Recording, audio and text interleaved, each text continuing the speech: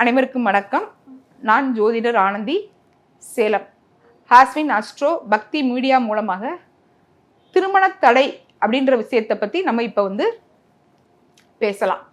பொதுவாக ஜோதிட ரீதியாக எல்லாருமே திருமண தடைக்கு அதிகமாக காரணம் சொல்கிறது என்னென்ன சொல்கிறாங்க அப்படின்னு கேட்டிங்கன்னா, செவ்வாய் தோஷம் சொல்கிறாங்க, ராகுகேது தோஷம் சொல்கிறாங்க, கலத்திர தோஷம் சொல்கிறாங்க, புத்திர தோஷம்னு சொல்கிறாங்க. இப்படி அவங்க தெரிஞ்ச அனைத்து விதமான தோஷங்களையுமே சொல்லிடுறாங்க. ஆனால் உண்மையிலே ஃபேக்ட் என்ன அப்படின்றதே தெரியாமல் தான் நிறைய பேர் பேசுகிறாங்க.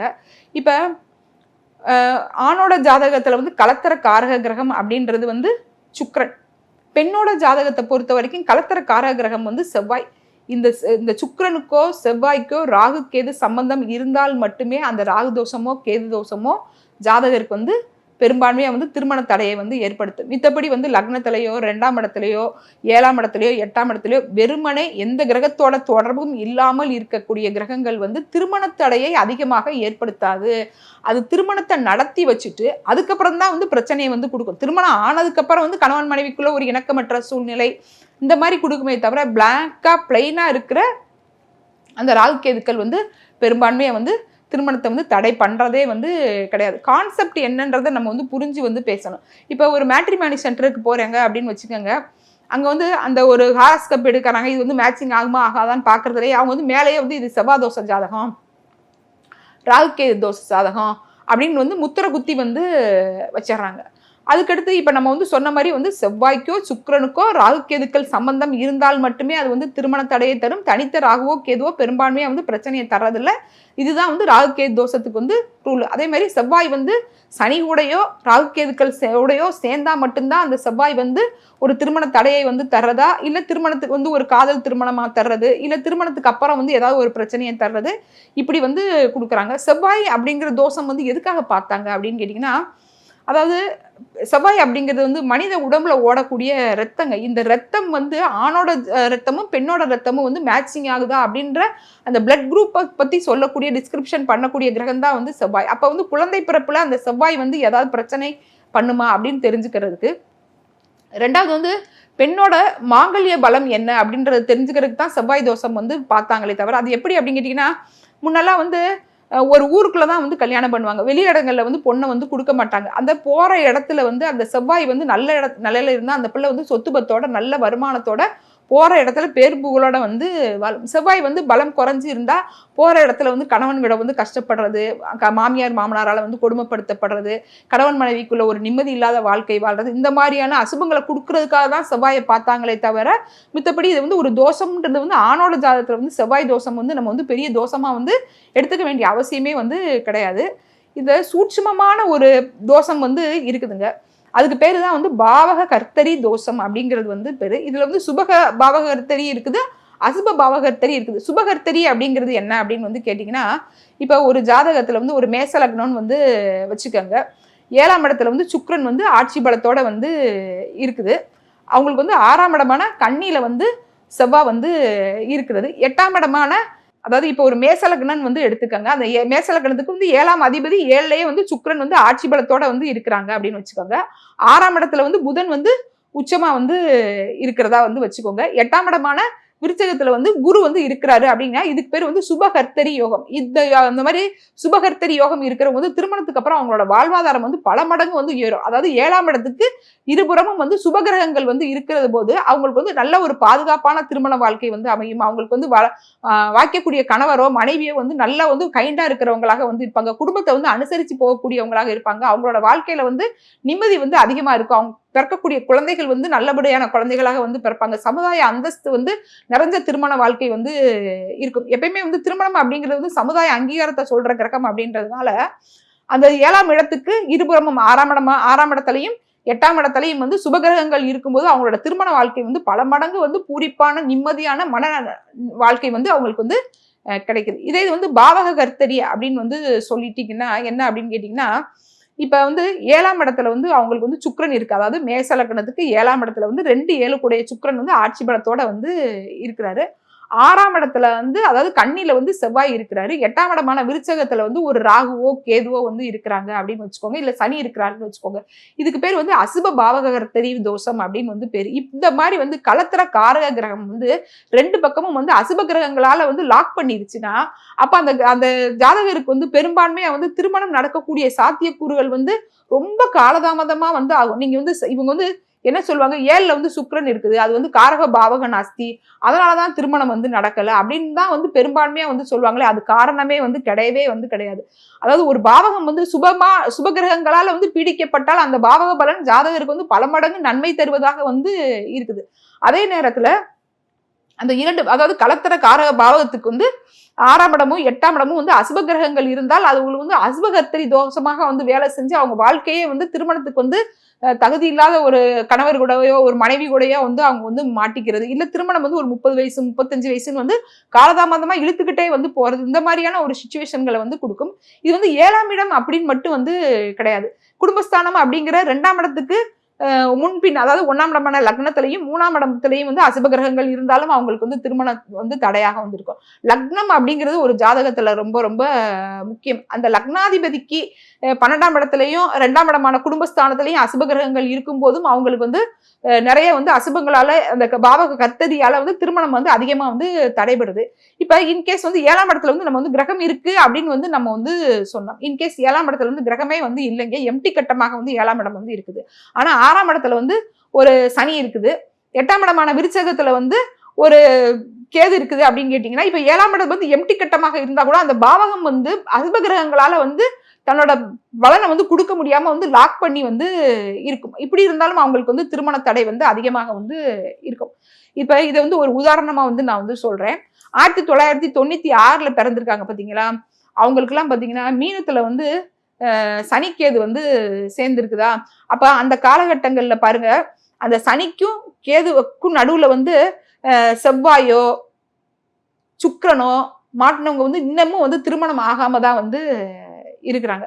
இதெல்லாம் விட இன்னொரு விஷயம் வந்து நம்ம வச்சுக்குவோம். இப்ப அந்த 1996ல பிறந்தவங்களே நம்ம வந்து எடுத்துக்குவோம். அவங்களுக்கு வந்து ஒரு மிதுன லக்னம்னு வச்சுக்கோங்க. அவங்களுக்கு வந்து 4ஆம் இடத்துல வந்து ராகு, 10ஆம் இடத்துல வந்து சனி. இப்ப அவங்களுக்கு வந்து லக்னமும் 7ஆம் இடமும் வந்து ராகு கேது மையப்புள்ளியில போய் வந்து மாட்டிடும். அதாவது ராகுவும் கேதுவும் தான் எந்த பாவகத்தில் நிற்கிறார்களோ அந்த இடத்தில் இருந்து 7ஆம் இடத்தை 4ஆம் இடத்தை வந்து லக்னத்தை வந்து கட்டுப்படுத்துவாங்க. இப்ப 4ஆம் இடத்துலையும் 10ஆம் இடத்துலையும் ராகுவோ கேதுவோ இருந்தால் அது வந்து லக்னத்தையும் 7ஆம் இடத்தையும் வந்து வேலை செய்யறத வந்து தடை செய்யும். இப்படி வந்து ஜோதிடத்துல வந்து நுட்பமான நிறைய விஷயங்கள் வந்து இருக்குது. அப்ப இந்த மாதிரி விஷயத்துக்கு வந்து திருமண தடைக்கு ஏதாவது வந்து பாதிப்புக்கு வந்து நிவர்த்தி ஸ்தானம் ஏதாவது வந்து இருக்குதா அப்படின்னு வந்து கேட்டீங்கன்னா, எப்பயுமே வந்து ராகு கேதுக்கள் வந்து லக்னம் 2, 7, 8ல இருந்து தான் பாதிப்பை கொடுக்கணும்ன்றது வந்து கிடையாது. அது வந்து பல மாதிரியான விஷயங்கள்ல வந்து பாதிப்பை வந்து கொடுக்கலாம். இப்ப நான் சொன்ன மாதிரி வந்து 4, 10ல இருக்கிற ராகு கேதுக்கள் வந்து லக்னத்தையும் 7ஆம் இடத்தையும் அவங்களுக்கு வந்து கார்னர் பண்றதுனால அது வந்து கடுமையான ஒரு திருமண தடையை கண்டிப்பாக வந்து கொடுக்கும். இப்ப ஒரு விஷயம் நம்ம நல்லாவே வந்து புரிஞ்சுக்கணும். எப்பயுமே வந்து எல்லாருமே வந்து திருமணஞ்சேரி போங்க, ஏன்னா மீனாட்சி அம்மன் கோவிலுக்கு போங்க, இந்த மாதிரிதான் வந்து பரிகாரங்கள் வந்து சொல்றாங்க. ஆனா நமக்கு வந்து பாதிப்பு என்ன அப்படின்னு வந்து நம்ம வந்து ஆணித்தரமா அழுத்தம் திருத்தமா தெரிஞ்சுக்கிட்டு அதுக்கு தகுந்த மாதிரியான பரிகாரங்கள் செய்யும் போது நிச்சயமாக வந்து திருமண தடை வந்து அகற்றக்கூடிய ஒரு விஷயம்தான். நமக்கு என்ன விதமான பாதிப்பு அப்படின்றத தெரிஞ்சுக்கிட்டு அதுக்கு தகுந்த மாதிரியான பரிகாரங்கள் வந்து செய்யணும். இப்ப குறிப்பா வந்து 1996ல பிறந்தவங்களுக்கே நான் வந்து சொல்றேன். அதுவும் மிதுன லக்னமாக இருந்தா அவங்களுக்கு வந்து நான் வந்து பரிகாரம் சொல்றேன். என்ன அப்படின்னு கேட்டீங்கன்னா, இப்ப 4ஆம் இடத்துல ராகு, அவங்களுக்கு வந்து 10ஆம் இடத்துல வந்து கேது. அவங்களுக்குலாம் வந்து பாருங்க 7ஆம் இடத்துல பெரும்பான்மையா வந்து குரு இருப்பாங்க. அந்த காலகட்டங்கள்ல பிறந்தவங்களுக்கு, அந்த 96ல பிறந்தவங்களுக்கு 7ஆம் இடத்துல கண்டிப்பாக வந்து குரு இருப்பாங்க. இப்ப எல்லாரும் என்ன சொல்லுவாங்க, 7 கூடையவன் 7லயே வந்து ஆட்சி பலத்தோட இருக்கு, ஆனா திருமணம் நடக்கும்னு வந்து சொல்லுவாங்க. ஆனா பாருங்க, லக்னமும் 7ஆம் இடமும் வந்து அந்த ராகு கேது மையப்புள்ளியில வந்து மாட்டிட்டதுனால அவங்க வாழ்க்கையில வந்து ஒண்ணு திருமணம் நடந்து மன உளைச்சல் வந்து அதிகமாக வந்து இருக்கும், இல்ல திருமணம் நடக்காமலே வந்து மன உளைச்சல் வந்து அதிகமாக வந்து இருக்கும். இப்ப இவங்களுக்கு எல்லாம் எங்க போகணும், எங்க போனா வந்து இவங்களுக்கு வந்து இந்த திருமண தடை வந்து அகலும் அப்படின்னு வந்து கேட்டீங்கன்னா, நாகர்கோயில் நாகராஜா கோயில் தான் வந்து இதுக்கு வந்து ரொம்ப ரொம்ப பெஸ்டான ஒரு கோயில். அதாவது ராகு கேது மைய புள்ளியில மாட்டின அந்த கலத்திர காரகிரகத்துக்கும் லக்னத்துக்கும் நம்ம வந்து தெளிவான ஒரு தீர்வு வந்து கொடுக்கறதுக்கு இந்த நாகர்கோயில் நாகராஜா கோயில் வந்து ரொம்ப அற்புதமான கோயில். அங்க வந்து நீங்க வந்து உங்க பேருக்கு வந்து அர்ச்சனை செய்யணும். அங்க போய் குறைஞ்சது வந்து ஒரு 2 மணி நேரமாவது வந்து இருக்கணும். அங்க போய் நீங்க உங்க பேருக்கு அர்ச்சனை செய்யும் போது அங்க வந்து ஒரு மண் பிரசாதம் அந்த புத்துல இருந்து எடுத்து வந்து கொடுப்பாங்க. அந்த பிரசாதத்தை நீங்க எங்கேயும் வந்து தவற விடாம பத்திரமாக வீட்டுக்கு வந்து எடுத்துட்டு வரணும். எடுத்துட்டு வந்து உங்க உச்சில இருந்து உள்ளங்கால் வரைக்கும் நீங்க வந்து தேய்ச்சி குளிச்சீங்கன்னா அந்த சர்ப்பதோஷத்தால ஏற்படக்கூடிய பாதிப்புகள் வந்து அகலும். நீங்க எல்லாரும் சொல்லக்கூடிய சர்ப்பதோஷம் வந்து 1, 2, 7, 8. நான் சொல்லக்கூடிய சர்ப்பதோஷம் வந்து 4, 10. அதாவது ராகுகேது மையப்புள்ளி அப்படின்ற ஒரு டாபிக்ல நான் வந்து சொல்றேன். அப்ப இந்த தோஷம் வந்து ரொம்ப ரொம்ப அற்புதமா வந்து நிவர்த்தியாகி அவங்களுக்கு வந்து 30 நாள் அதிகபட்சம் 60 நாளுக்குள்ள கண்டிப்பாக வந்து எவ்வளவு பெரிய தோஷமாக இருந்தாலும் 90 நாளைக்குள்ள இது நான் ஒரு 1000 பேரை வந்து நான் வந்து உதாரணமா வந்து சொல்லலாம். திருமண தடை வந்து கண்டிப்பாக வந்து அகன்று இருக்குது. இப்படி வந்து நம்ம ஜாதகத்துல வந்து வெறுமனே வந்து புத்திர தோஷம், கலத்திர தோஷம், ராகுகேது தோஷம், செவ்வாய் தோஷம் அப்படின்னு வந்து பிளைண்டா வந்து சொல்லாம உண்மையிலேயே அவங்களுக்கு வந்து இப்ப நான் வந்து இதுல வந்து பாவகர்த்தரி தோஷம் சொல்லியிருக்கிறேன், ராகுகேது மையப்புள்ளி சொல்லியிருக்கிறேன். அடுத்து வந்து இப்ப திருமண தடை அப்படின்றதுல 3வதா ஒரு தோஷம் வந்து இருக்குது.